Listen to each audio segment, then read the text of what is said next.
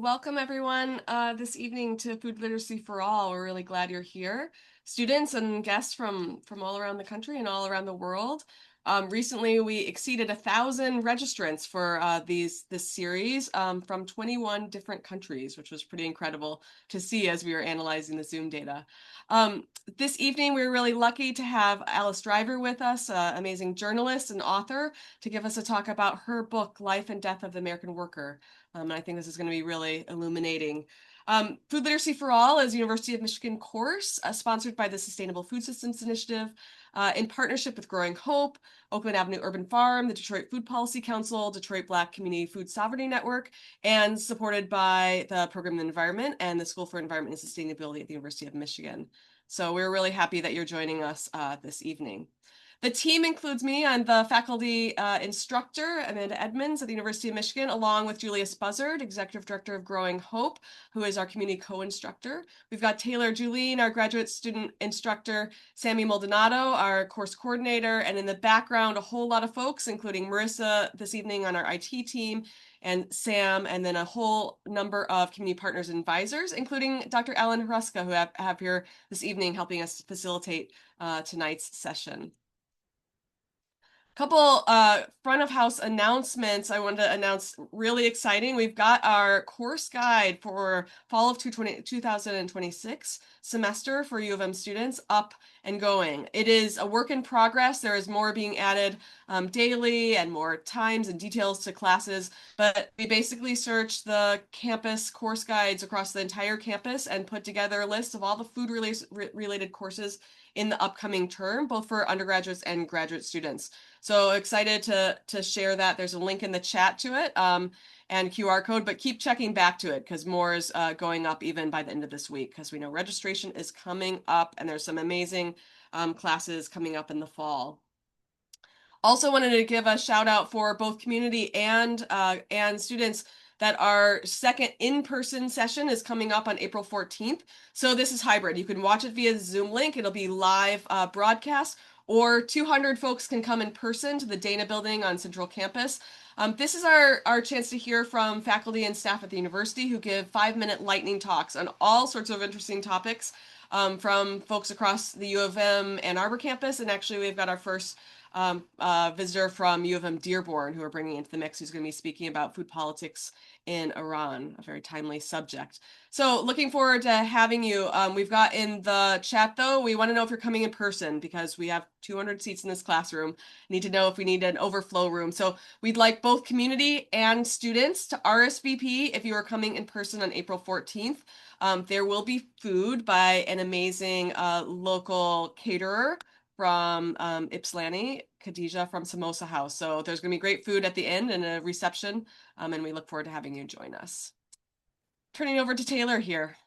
All right, so for some of you, this is old news. For folks who are joining us for the first time, every week we have readings that we offer to students, and I'm being generous by saying offer because many of them are mandatory. And then we ask students to send back a 1-minute video reflection on what they read. And we select one to share out each week. And this is a way to just sort of personalize a class of 220 plus students that's in a remote format or in a hybrid format. And so this week we have Maitali B., an undergrad in business administration, reflecting on this week's readings. Okay, so I'm going to talk about the most interesting things I found in the reading reports of Slaughterhouse, which was assigned for this week. So the first interesting thing was I had no idea about how meat is embedded in U.S. politics and laws and policies.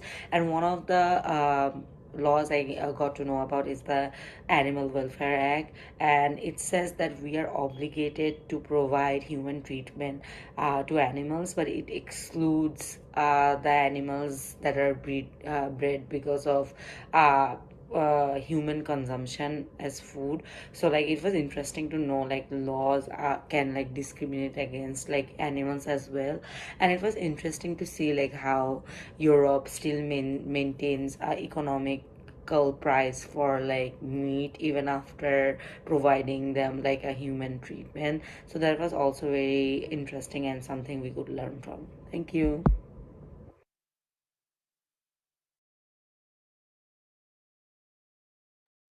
Great. Thank you so much for that video. Moving on to how to engage in the Zoom webinar. So we ask you to use the chat for general comments or any burning sort of immediate questions, not necessarily for Alice, but for us. So if you see something you like, say it. If you hear something you like, share it out. If you have questions for Alice, we ask you to use the Q&A feature specifically. That should be right at the sort of bottom of the Zoom screen, or if you don't see it, you can press more and it will be there. And then we also have the live transcript and closed captioning feature available for those who would like to or need to use it. And so every week we also do a question of the week, and this is a way to sort of gauge where everyone's at in the course, so community members and students together using the Zoom polling feature. And so this week I thought it would be interesting to gauge sort of where the whole group is at and thinking about the people who work in our food system. So wanting to ask, when you think about your food, when you're eating food, cooking food, engaging with food, how often do you think about the workers who produced it? We'll run this poll now.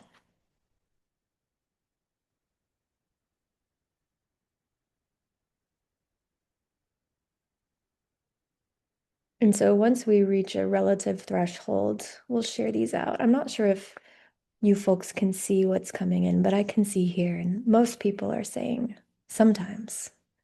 The second most frequent answer is rarely, followed by almost always with 12%.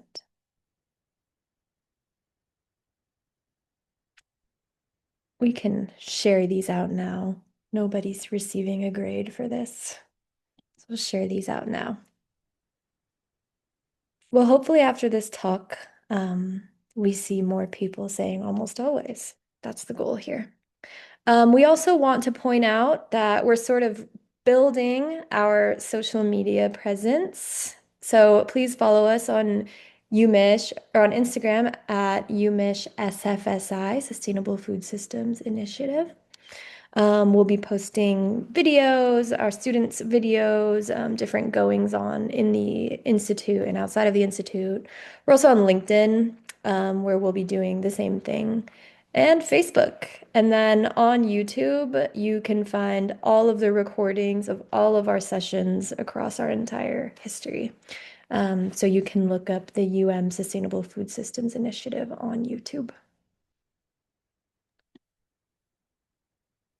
Great. And with that, I'll pass it on to Amanda to introduce the speaker. So I'm gonna turn it over to Dr. Ellen Hruska. We have with this course, which is now in its 10th year, in the last years, faculty and staff affiliates. So folks who aren't teaching the course but are just offering more thoughts, advice, connections, expertise, opinions, etc. And so we're lucky to have Alan Hruska as our faculty affiliate, and he's going to introduce himself briefly to you, and then turn it over to introduce our speaker and facilitate this conversation today.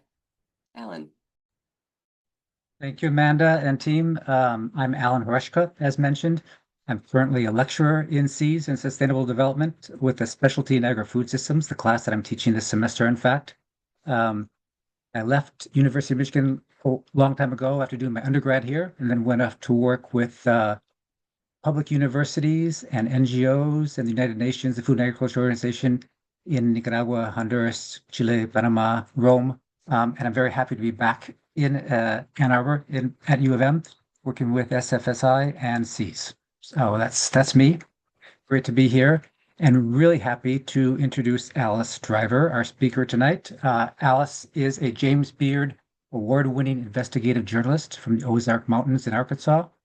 She is the author of Life and Death of the American Worker, The Immigrants Taking, America's Largest Meatpacking Company, published by One Signal in 2024. It won the Lukas Work-in-Progress Prize from Columbia Journalism School and the Nieman Foundation for Journalism at Harvard. In 2025, Driver attended the Rockefeller Foundation's Bellagio Center residency, whose former residents include Maya Angelou and Ruth Ginsburg. In her work and writing, Driver focuses on the American food system, immigration, and unjust practices. So thanks again, Alice, for being here with us. We greatly appreciate it and look forward to the conversation. As background here, I'm going to quickly go through as a visual introduction to the book, visual only. I'm going to go through a number of slides here that we'll just look together at, share before we join into our conversation. So this is just a visual tour of some of the background from place in Arkansas and the book.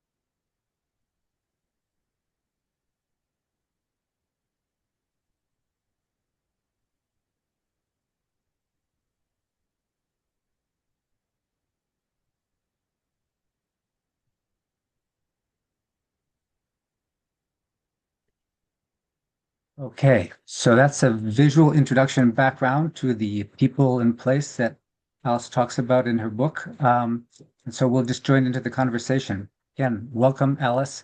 And way to start the conversation, Alice, if you could just give us a little bit of background, your background, how you got your journey to the place of writing this book, this important book, and also as part of that, explain what inspired you to write the book. What was there a certain moment? Was it accumulation of moments along your journey? Just describe how you got to the point of writing the book. Thank you, Alan. Thank you all for having me. I really appreciate it. I am a writer from the Ozark Mountains. I grew up in a town called Ozark that has less than 200 people.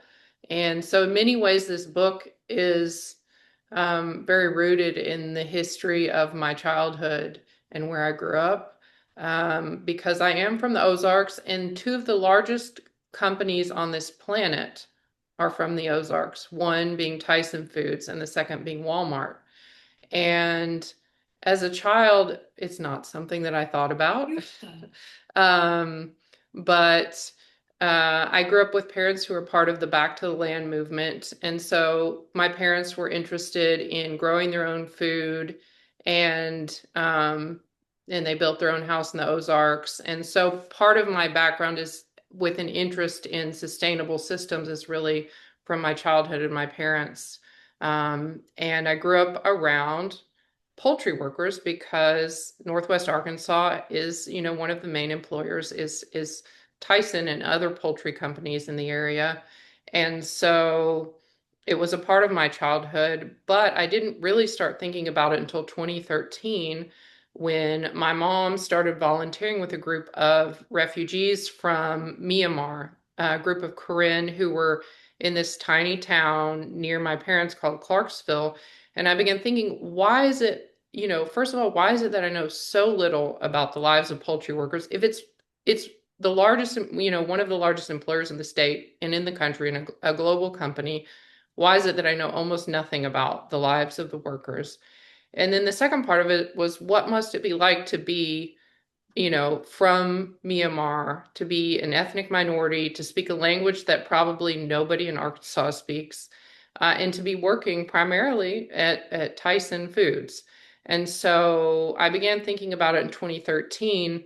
And it wasn't until the pandemic hit that I pitched a project about meatpacking workers, about poultry workers, to National Geographic. And I got funding to write one story in Arkansas about workers. And how did you, in getting to know the people that you write so vividly about, how were you able to build the trust, build the space for you to be invited into their homes, for them to share their personal stories, both of their lives and their livelihoods, but especially what went on within the plant? How were you able to do that? Well, I think there's two factors. One is that I speak Spanish and I worked as a journalist for almost a decade. I was based in Mexico City, and so I primarily work in Spanish. And with this story, the majority of meatpacking workers in the United States, not just in Arkansas, are immigrants, and many of them are Spanish speaking. And so, in the conditions of the pandemic, when it was, everything was more difficult, it was really important for me that I spoke Spanish and I was able to communicate with workers, whether that be on WhatsApp, through video, yeah, through voice notes or things like that. And part of building trust, I really think, is about linguistic and cultural fluency, as well. And the other part of it is that in the pandemic, for people familiar with the meatpacking industry, its power. But for people who aren't familiar, these companies like Tyson, are extremely powerful. They employ many people who are undocumented, who are, afraid to speak out, who know that they will face repercussions or that their family members will. And so it is an industry that is quite hard to investigate. Okay. Yeah, fascinating. Um, so I think a number of the people here on the call weren't able to read your book and the details of it. So if you could just briefly describe some of the situations that were related to you, the conditions, the particular incidents, just to give a flavor to some of the people participating today who weren't able to read your book or um, understand some of the vivid moments that you share there. I really began talking to workers about labor conditions during the pandemic because workers were worried. Workers are on lines, they're cutting chicken, they're very close together.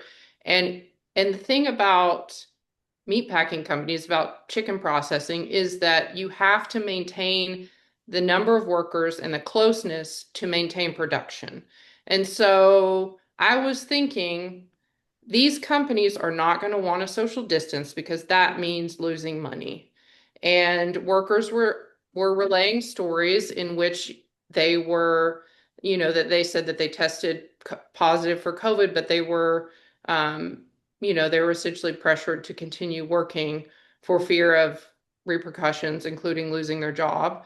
And so they were working in conditions in which they knew COVID was going to spread. And people were worried about dying, and people did die. So that made people, I think, people were more afraid of dying than they were afraid of the company or of losing their job. Mhm. Yeah, yeah, horrendous. Um, in terms of protecting the workers and providing them with safe working situation, what would you think would be some of the most urgent issues that students and community should be aware of that could be pressure points, like the most important things to help protect workers' safety? Well, it's interesting because I talk to students a lot and they often say, "Oh, it must be so complicated." And I actually think it's pretty simple. One part is funding the organization that oversees health and safety and staffing it, OSHA. And we are in a political moment where we are defunding and getting rid of, firing, or laying off government employees in all sectors. So one thing is adequately funding and staffing an organization. So even from stats before this current administration, based on 2021, the staffing at OSHA, which oversees meatpacking facilities across the United States, they had the number of staff it would have taken them 165 years to visit every facility in the United States. So, part of the issue is very, practical political matter. Let's fund and staff the organization that oversees safety and health. And then, the other part of it involves these handful of companies, because it's not just Tyson. Tyson just happens to be, the leader of the pack, the model to follow. These companies that, their structure is absolutely whatever is cheapest is what, the company will be doing, regardless of health and safety, at least according to workers and the stories that they shared. Mhm. So, in the best of conditions or moments, if OSHA was fully funded, do you think that they have enough presence, enough visits, online inspections, in the best of times to adequately protect the workers' rights? So, in terms of the people inspectors being there and the adequacy of the rules. Well, I think that's a really good question, and it is more complex than that, because there we get into companies like Tyson that that are very involved, heavily involved in lobbying, in donating to across the political spectrum. This is not a partisan issue. They donate to Democrats and Republicans equally. And, we get into the fact that with Citizens United, the United States decided, that corporations could essentially have an unlimited amount of lobbying power. And so I do think it is more complicated than that, because it involves the bottom line of these companies and the ways that they make money. And so that requires a political will that we currently are not seeing, and that probably won't change until we address the issue of Citizens United. Okay.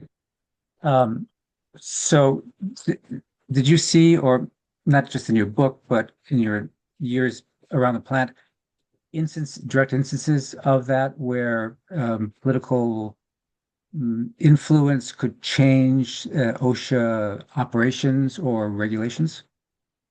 Well, I want to be clear that in I have never seen anything with my own eyes. I've never entered a meatpacking facility. In Arkansas, it's against the law for me to do that, and in many states, it's against the law. The fine in Arkansas, if you enter a plant, if you with the purpose of writing about it, taking photos, video, it's a fine of $5,000 a day. So many people think I spent time in these plants. I did not.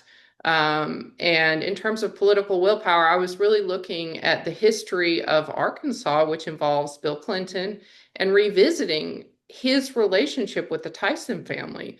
Because Bill was governor when I grew up. And, there's a certain mythical status that he still holds. And so for me to go back and look at, he was close friends with Don Tyson, who was the CEO of Tyson for many, many years and an influential figure. And, they rode around in Don Tyson's Bentley together. And over the years, there was, when he was president, members of his administration were given gifts by the Tyson family. And so there were all kinds of sort of back and forth between Clinton and the Tyson family. And I really wanted to get into that history, and look at, sort of what Bill Clinton had done when he was governor and when he was president, surrounding the meatpacking industry. Okay. Let's talk a little bit about when your book came out, and sort of the reaction. First of all, I don't know, did you try to interview Tyson, and did they give any responses to you as a journalist? I spent 4 years in direct email communication with the PR directors of PR. There were multiple, about, whenever you're, working on an investigation, you bring the main points of the investigation to the company so that they can respond.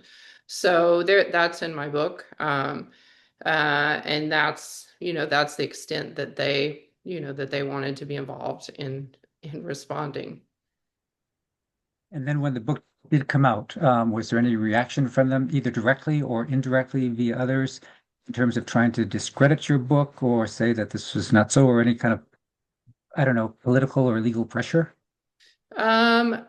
Well, things like, this is just an example. The New Yorker published a short review of my book, and they asked Tyson for comment. And the comment from Tyson is something like, most of this book is not true, or something like, I can't remember the exact wording. So they did that, and they would, their PR, different PR people would like send me emails or call me and say stuff about, how I wasn't telling the truth. Mhm.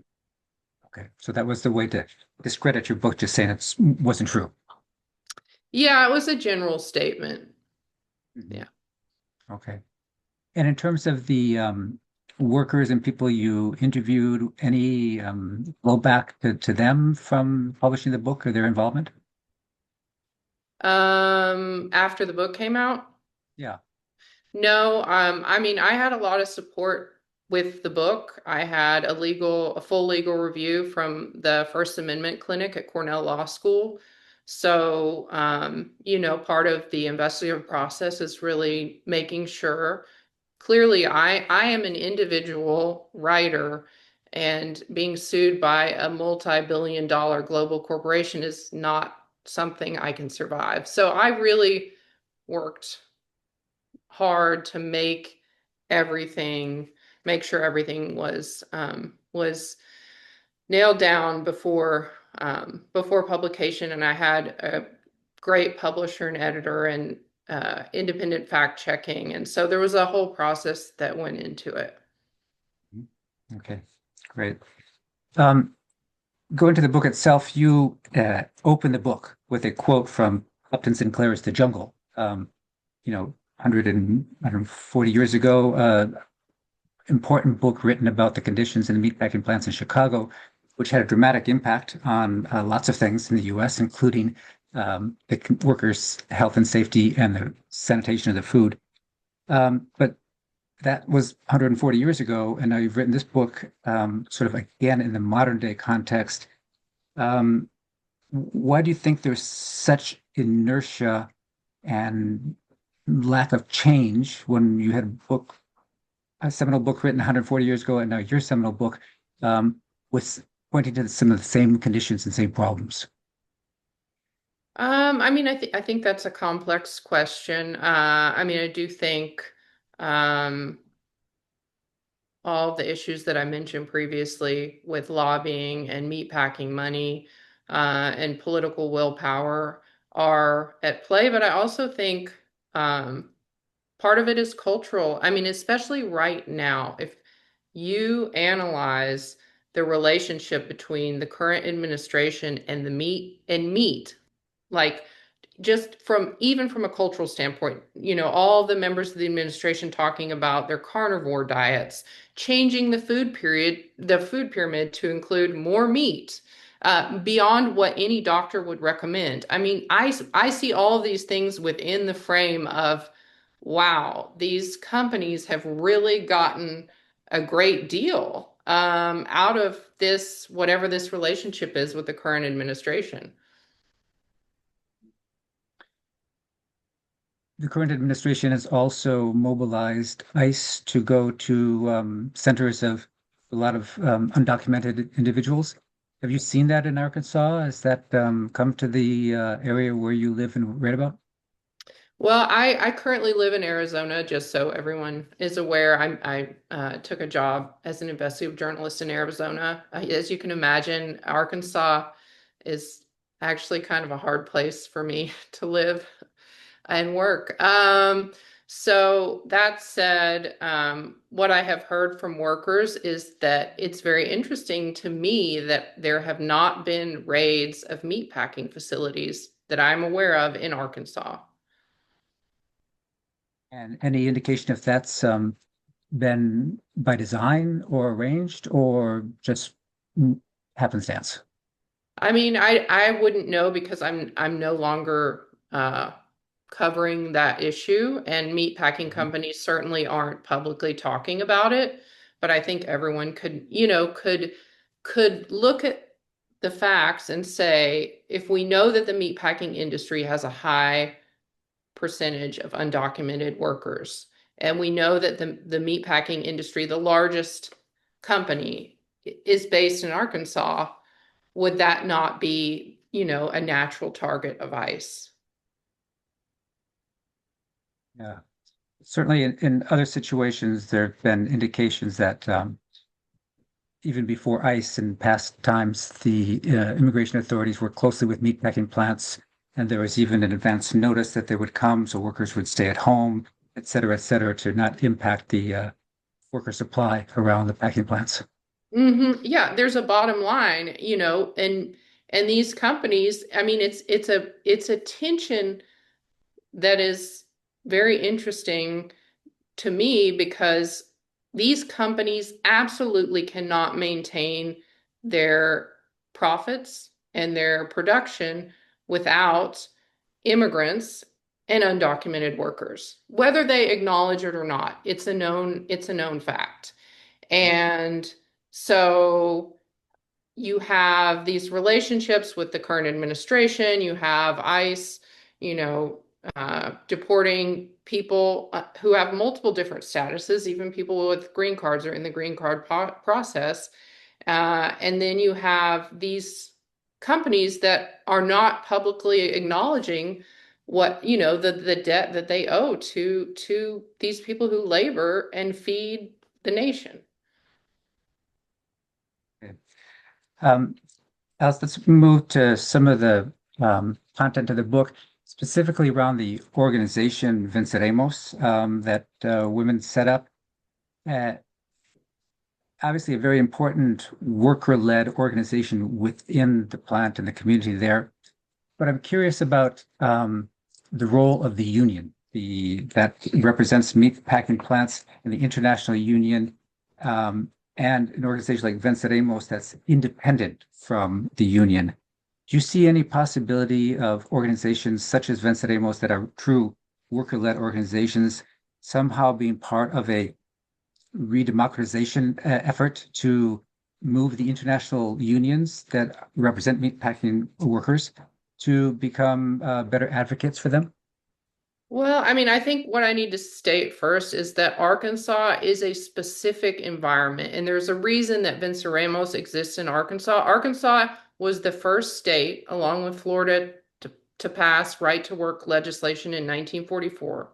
If you go back to when the legislation was passed, the discussions around that legislation, that it's anti-union legislation, and it was essentially saying, we don't want Black and white workers in the same union. So the roots of it are racist, and Arkansas is still a right to work state. It's anti-union. So Venceremos exists. It's like a plant growing in the desert. It's a miracle that Venceremos exists. So I think, why is it not a union? Why? It's because of the way that Arkansas is. So I don't think, it's just very particular to Arkansas is what I would say. And I haven't interviewed the organizer about, I know she's active and traveling and works with organizers all over the country. And that, that they're supporting workers' rights in other places, and meeting with groups like the agricultural workers group in Florida, and construction workers. And so they're really organizing with different groups, most of them made up of workers from Latin America, from Mexico and Latin America. Mhm. Yeah. So this is a very different situation than exists in Iowa or Colorado or other parts of the United States, where there is an international union, the UFCW, that represents the meatpacking workers there. But there's still problems with the real advocacy of that union. Some people think that it's doesn't do a very good job of that, and that leads to sometimes local groups deciding to not follow the international union, but take off on their own, as has happened recently in Colorado, where one meatpacking plant decided to go on strike because of a local initiative saying that what was represented, agreed to by the international union wasn't adequate for them locally. So I'm just trying to tie international unionization efforts to these individual efforts that exist, like Venceremos. Obviously, Arkansas is a very particular situation because of the legislation there. Yeah, so I think I really wrote about Vince Ramos in the context of Arkansas and trying to do something in a state where it's really, really difficult to organize. Mhm. Okay.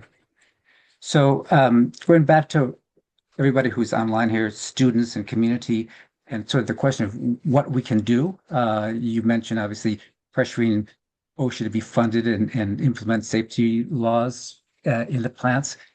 What else would you advocate for students at University of Michigan and community involved in this course that we could do to really help expose, educate, and advocate for change here?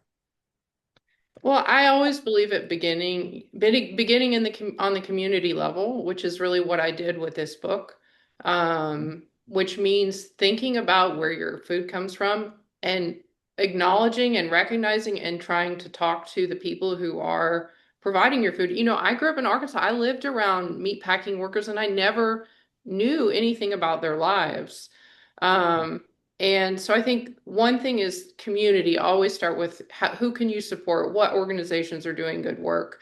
Can you volunteer? All of those kinds of things that would, where you would learn more about the food system. And then beyond that, there's individual things. Think about, do you want to eat meat? I mean, that's a really big question that I don't find that difficult to answer for myself. Um, or if you're going to eat meat, where are you getting it from? And so those are more individual level. You have individual level decisions, community level decisions, and then you have national decisions. Are you voting? Are you advocating for the issues that you care about? Are you, doing everything that you can to protect the people in your community who really are, in this case, are feeding your community? Great, thanks. And just for everybody online, I just want to mention again that the Q&A session will start in a few minutes. So we're going to turn it over to your questions and from the community. So please put those in the Q&A function of the of Zoom so that we can read those out and continue to have the conversation from the community members online with Alice and not just only me. Okay. So we'll do that in a few minutes. Please put your questions in the Q&A. Thanks. So Alice, you mentioned that you're now in Arizona. Uh, do you have any new passions, new projects that you're working on that you can share, sort of your next projects? Well, I'm working at the Howard Center for Investigative Journalism at Arizona State University, and I cover K through 12 education. And I have some very interesting projects. I'm not allowed to talk about them while they're ongoing, but the first one should be published within the next week or two.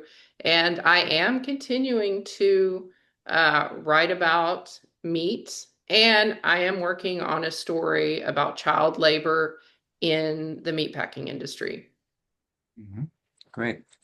So I suspect that some people online, some of the U of M students and community members are thinking, wow, I'd like to do that too. I'd like to become an investigative journalist. Could you just give some tips and hints from your own experience or wisdom for young people in the audience here? Like if they want to do this too, what would you say? Well, the first thing I always wanted to write, I didn't know that I wanted to be an investigative journalist. I was an English major and a Spanish major, and I always read a lot. I think, a big part of writing and investigating for me is reading and being a reader of poetry and fiction and nonfiction. And I was just always deeply interested in in getting to the bottom of things. And I found that my language skills combined really well with my writing skills. And I never even, up to the point that I won the James Beard Award in investigative journalism, I don't think I even called myself an investigative journalist. Um, and so it's kind of like you gather power as you figure out how to do this work because it's very complicated. You need legal support, you need fact-checking support, you need funding. It is not, it's, I think it takes time, but if you know what you want to do, you can obviously study journalism. I did not study journalism, um, but I did work for a decade as a freelance journalist in Mexico, and so that really gave me a lot of skills, both working in Spanish, but also working in high conflict areas and complicated, working on really complicated stories. Mhm. So you mentioned important network of institutions, organizations, and people that help support this. Can you just mention some names? Because again, I'm thinking the students here who want to reach out and look into these organizations, of some of these organizations that might be good places for young aspiring investigative journalists to reach out to. Yeah, well, so the Howard Center for Investigative Journalism has the only master's in investigative journalism in the country. So I would highly recommend that if you're interested in studying investigative journalism. The Committee to Protect Journalists offers a resource where you can request a pro bono legal review for investigative work. Usually it's articles. I think I was the first person to ask for an entire book review. But it's an incredible resource because otherwise I could not afford to pay the lawyers to do that work. Um, and um, and I've also participated in workshops funded by different organizations, most of them based in New York, like Risk, that train journalists in safety, online digital safety techniques and things like that. And most of these uh, workshops and experiences are fully funded. Great. Thanks. Thanks. So I'm going to check in here with Julius to see if we have some questions that we can start segueing into. Certainly I'll come back in the conversation, but I just don't want to dominate that if we have a lot of questions in the box. Julius, can you jump in and start some of the questions if we have some? Yeah, absolutely. I think that we have a few of our poll questions before we get too far into this, so I'll let um, Taylor bring those up.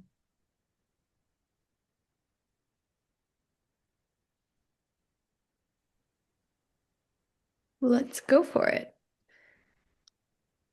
So we can go ahead and move the slide forward, and then I will run the poll question from my side. Thank you for your patience. These tools are always full of surprises. All right, so we should be good to go here for students. During the pandemic, what did lawyers for Tyson Foods draft for President Donald Trump's administration? Oh, the question on the screen is a different question. I sent them the wrong screenshot. What product did Tyson Foods sell to prisons because they had a hard time selling it in grocery stores? Was it A, liver nuggets, B, gizzard burgers, C, chicken skin snacks, or D, tripe bites? So, students, use what you see in Zoom to answer this question. I had fun making this poll. We have a pretty even distribution here. It seems that folks believe it could go any which way.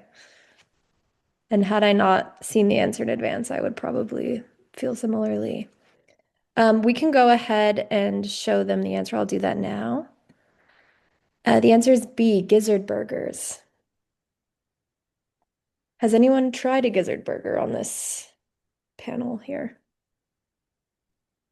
Me either. And Not yet. Alice, if you want to say anything about that, go ahead. Yeah, so I was researching interviews with Don Tyson, and in an interview he did with the New York Times, I believe it was in the 90s, he had a quote in which he said that prisoners were a quote captive audience for gizzard burgers. It's one way to put it. We will shift now into poll question 2.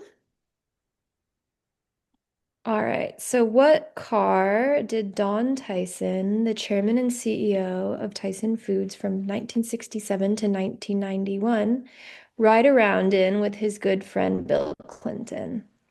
And Alice did mention this, so let's see who was paying attention.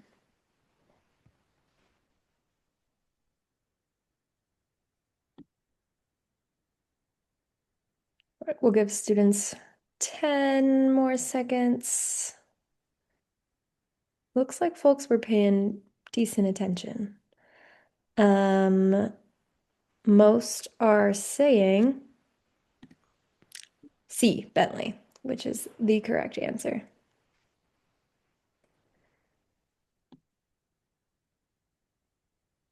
And we can move into Q&A now. Excellent. Thank you all. There's a few questions in the Q&A that I will go through. Alan, if you have others that come up, feel free to put those in as well, share those as well. And if others come up as we're talking, folks, please do put them in the Q&A. We'll try to get through as many as we can. We got some good time for that tonight. So just reading through some of the questions from the folks in the audience. I see one here. Interested in anything that you might have learned about the mental health effects of this type of labor in your work? I didn't, I mean, the workers who I interviewed, many of them work 6 to 7 days a week, sometimes 10-hour shifts. Many of them have, are supporting families or grandparents. Anyways, all this to say, anything that they discussed about the challenges of the work, they didn't, none of them discussed mental health support or even mental health, although some of them did discuss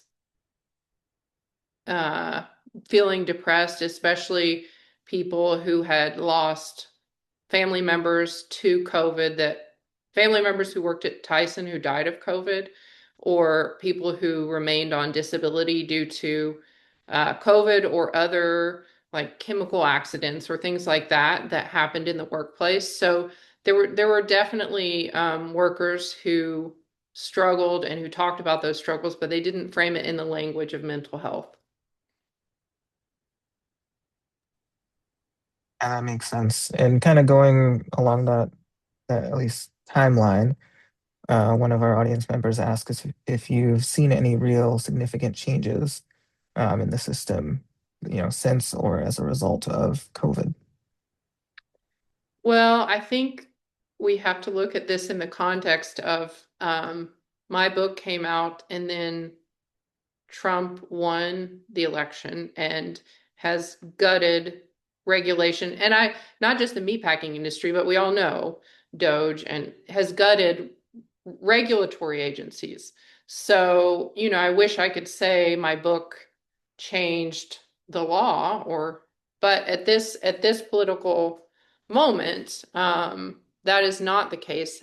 However, there are some very interesting things that I think are coming out of my book, including multiple filmmakers who read my book and will be making films and documentaries and things. So I do think there could be a cultural impact, and hopefully that I have seen workers for the first time in my life after my book came out. I saw workers speak publicly in Arkansas about work conditions, and I had never seen that before. So I do think there is an impact, but it is definitely not on the regulatory side. Yeah, that makes a lot of sense. And I appreciate that extra context, putting that into together for us. This one's a little bit bigger, so I'm gonna try to break it apart a little bit. It's about tied a little bit more specifically to immigration. So someone asks, how can we have an agricultural system or a food system that is both affordable and also provides employment or workers? It's not strictly dependent on undocumented workers. Well, I mean, it's interesting because I actually think this is another easy question in some ways because the US, our food system relies on immigrants, many of them undocumented. And that's not just meatpacking, that's agriculture. We all know this. And yet we do not recognize it. We do not have programs to provide documentation. And, if you say why, I would probably look at when you have undocumented workers, you can violate their rights, you can pay them less. And so the system is, in a sense, built on exploiting many of these workers. And I think it could be resolved by acknowledging we need this number of workers. We will provide this number of work permits or whatever it is. And yet we are certainly not doing that. And it's an interesting time because grocery prices are going up and are people putting together that there's a connection between these immigrants who are here doing this very hard and dangerous labor and the current administration that's deporting people left and right regardless of their status or how long they've been here or their families, and things like that. Yeah, yeah. And you mentioned part of, I think the second part of this question you already answered about like what kind of solutions are there. But this person also asks, I mean, the way that they frame it is how do we hold corporations responsible for the solution? Um, but I think I'd open that up to like who are we holding responsible to creating this solution and how? hmm Yeah, and I think it has an individual response, like, are you going to stop buying from these corporations? It has a collective response. Are you going to support organizations in your community that work and organize around these issues? And it has a political response, like who are you voting for? What kind of work are you doing, on the political front? And I think that depends on every person has different interests in different areas where they can make an impact. Awesome. Um, Thinking again about workers, someone asks about how workers are recruited into the meat industry. I mean, a lot of the workers that I interviewed had just heard through other friends or family that the meat packing industry was hiring in Arkansas, that there were jobs. Come here, there's jobs. So I know there's a lot of sort of conspiracy theories around different recruitment techniques, but what I heard from workers was essentially they had other family members or friends who said like, oh, the meatpacking industry is strong in Arkansas and they're hiring and they perhaps don't look too hard at your documents. Yeah, that makes sense. Before we get into uh, another one of these questions, I'd be interested if you would share if there's any story that you'd want to highlight or share from your book, because I know a lot of the folks in the class haven't read the whole thing. Um, I'm trying to, I mean, each of the workers I interviewed really became a part of my life for the 4 years that I was working on the book. But I really wanted to highlight the role of women, both in organizing, not only organizing Venceremos, but in organizing in general, which I think is really important at this moment when, the New York Times just had a very powerful investigation of Cesar Chavez and the women in the labor rights movement. And it's a reckoning. There's a reckoning that needs to be had within these movements because women are often the ones holding things together, organizing. And so I really wanted to show that work at Venceremos. And one of the co-founders of Venceremos, who's in my book, who was a Tyson worker, she was in a chemical accident, which she almost died. It damaged her lungs. She can't breathe very well. She has trouble doing basic tasks. And to this day, because the chemical accident was years ago, to this day, she's still fighting to get, her medical expenses covered. Mm. Oh, thank you for sharing that. We have a follow-up question that's related to the gizzard burgers, which I think is interesting. This person shares the framing of gizzard burgers as undesirable seems culturally biased, given how widely gizzards are eaten. In cases where Tyson Foods redirected products to prison, should the real concern be industry waste and surplus disposal, and how meatpacking industries manage unsold products and excess supply rather than food itself? So that question was framed because Tyson itself framed the issue as they tried to sell gizzard burgers to the public. The public didn't buy them, and then they salvaged their bottom line by selling them to prisons. So it wasn't, it is a cultural issue, but the framing of it was because that's how Tyson framed the issue. Like, we couldn't sell this at the grocery store, so therefore we sold it to prisons. Great. What's one common misunderstanding or misconception about labor that you think most people would find surprising, or that you found surprising? Sorry. Oh. No, it's okay. Um, I think most people don't think of not only Tyson, but these companies it's an entire system that's an integrated system. So one of the discoveries that became a big part of my book was, for example, that Tyson Foods, this is common of many companies, has on-site medical clinics. And so workers would talk to me about, oh, the Tyson nurse or the Tyson doctor told me to go back to work, even though, they had some injury that they felt was a severe injury. And so a big part of caring for workers is, if you integrate everything into your corporate system, therefore you control it. And it's harder for people to access information about medical care. It's harder for workers to seek a second opinion on medical issues. And so I think that's something that's somewhat complicated that people don't understand about these systems. And it's not just at Tyson Foods.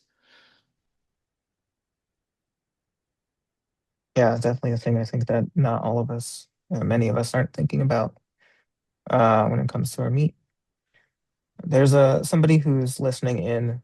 They say they're an American in Germany, and give a little bit of context that I'll read out loud. They say that there's a rating system where they can rate 1 through 5. There's a rating of 1 through 5 on all of their meat packaging, which tells the consumer to know how happy that their cow, pig, or poultry was while it was alive. So their organic meats are rated 4 or 5, and their discounted choice is typically a 1 or 2. They say that this gives a normal grocery store will often offer something that's a happy medium. So I guess their question is there any way a system like this can be deployed in the United States? Do you think that this is a helpful solution? I really appreciate this question. I didn't know that, and I think it's interesting. The point that I would make, which is there's something that I'm writing about that I want to write about, is AI and how it's employed in the agricultural system and how it's being developed. Because currently AI is being trained to tell us if animals are happy or not in the meatpacking facility, in this, when they're being raised. So it will remove the human element, the human observer, from the entire equation. And it will just be AI saying this pig was happy, this chicken was happy based on these facial expressions or whatever it is. So I do think that we are moving in a direction, and that people aren't paying attention to it, where AI and these companies, which are global companies, which are collecting all this data about plants and animals and systems, and removing human observers. And so I think the system that you mentioned is based on a past that was, who was saying that what person was saying that these animals were happy, and that the future is moving in a direction where AI will be telling us whether these animals were happy. Wow, that is really interesting. I feel like we could be just on that topic for a whole nother hour.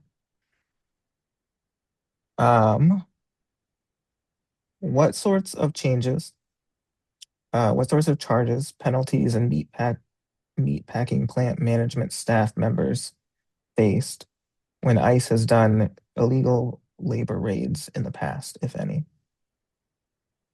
Oh, I don't have that data off the top of my head, but it is available online. I'm trying to think the most recent thing I've been researching, which is child labor in uh, the Labor Department was investigating Tyson Foods for child labor in Arkansas starting in 2023. And I think the average fine, for example, for child labor for employing a child at a meatpacking facility was something like, I want to say $15,000, might have been 20 or something like that.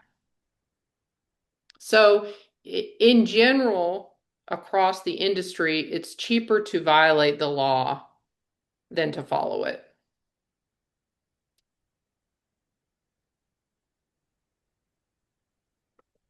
There's another person who wrote a note in. They say that they are really familiar with Arkansas and just wanted to highlight the unique situation there.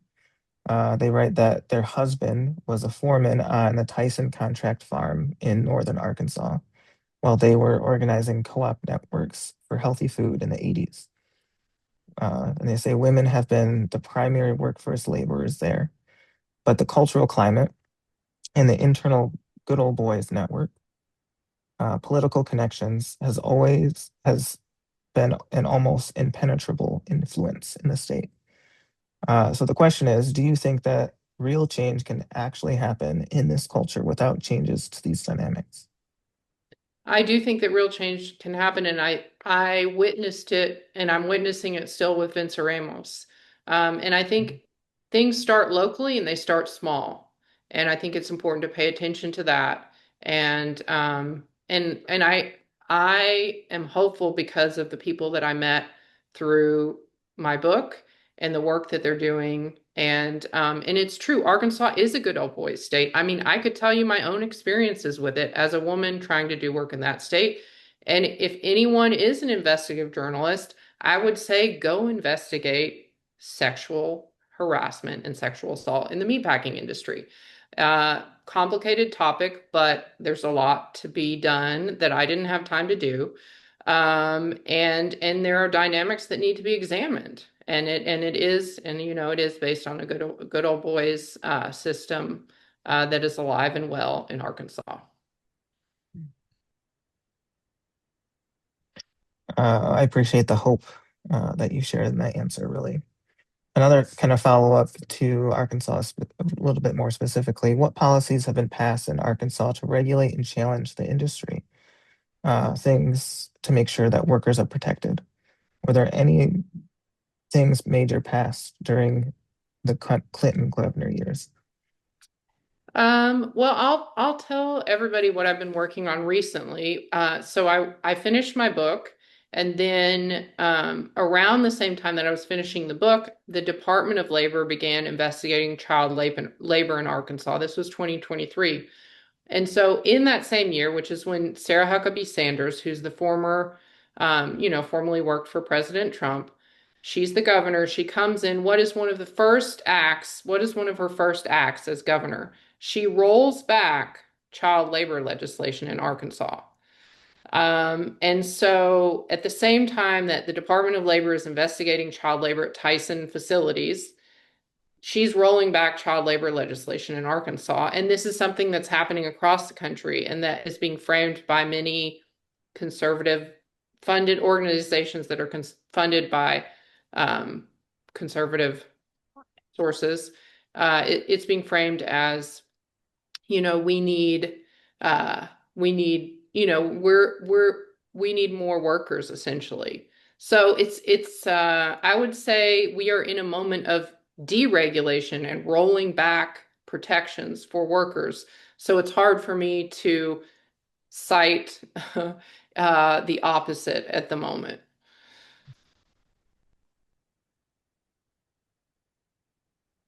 We have another question about the workers. Someone asked if the workers have access to the meat that they're producing. Oh yeah. Tyson sells at a reduced price or has like stores of meat that they give to workers. I mean, workers are not making very much money. They're living, a lot of them, I would ask them how much rent they were paying. Some of them were paying $300 a month in rent. Imagine where you're living Mm. if you're paying $300.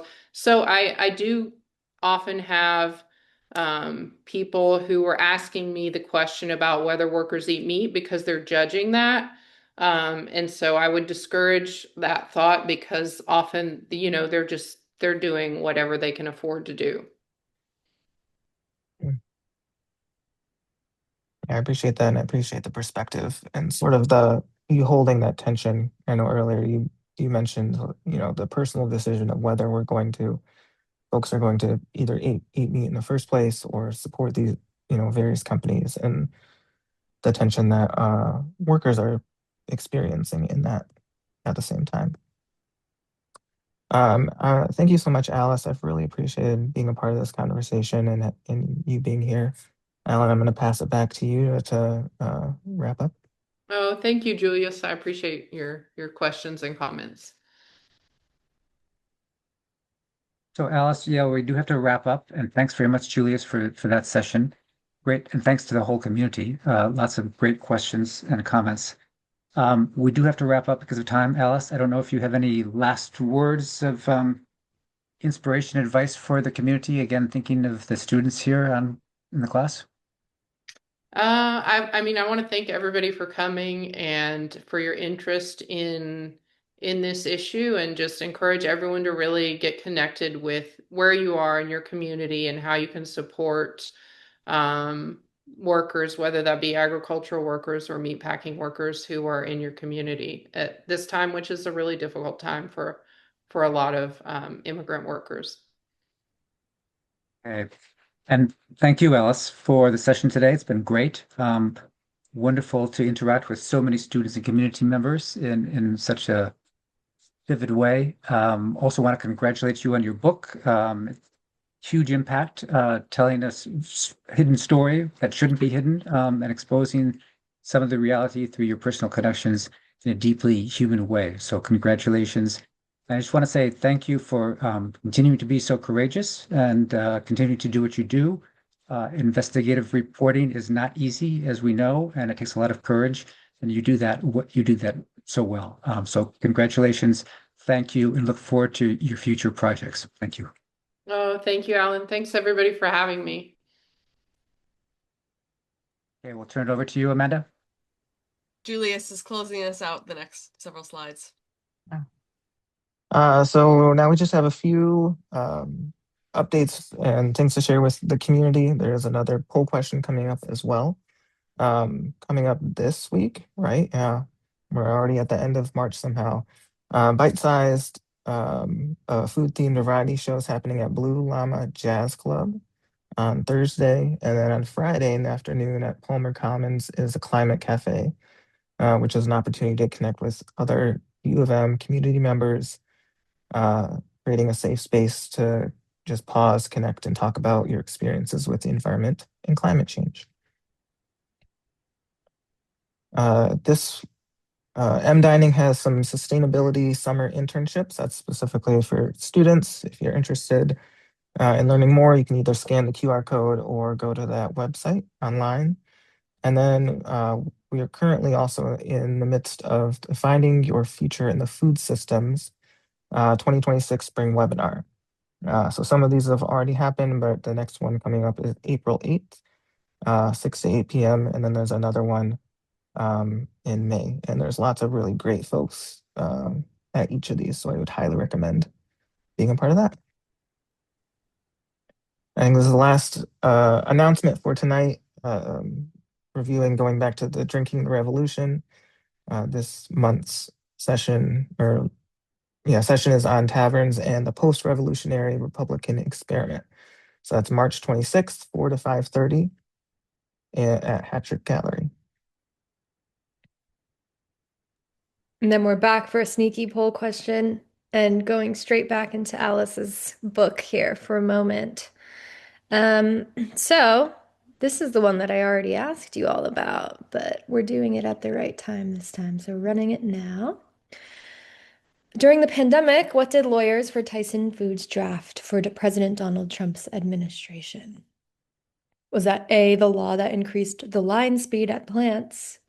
B, the federal liability protections shielding meatpacking companies from COVID-19 related worker lawsuits? C, the USDA emergency rule requiring states to keep meat processing supply chains open during national health crises, tongue ties. Or D, the executive order that allowed plants to continue operating during the COVID-19 pandemic. So I'm seeing iClicker, which is how our students engage for a grade, and then we have the Zoom poll. So we have a pretty similar distribution here with most folks guessing B.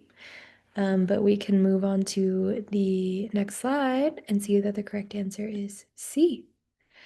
The USDA emergency rule requiring states to keep meat processing supply chains open during national health crises. So thanks for engaging in that, student. Alice, I don't know if you're saying something, but you're on mute. Oh, sorry. It's actually D. It's the executive order. I'm not sure what happened, but the answer is they wrote the executive order that President Trump signed during the pandemic that kept meatpacking plants open. So it's D. The correct answer is D. Thank you for that.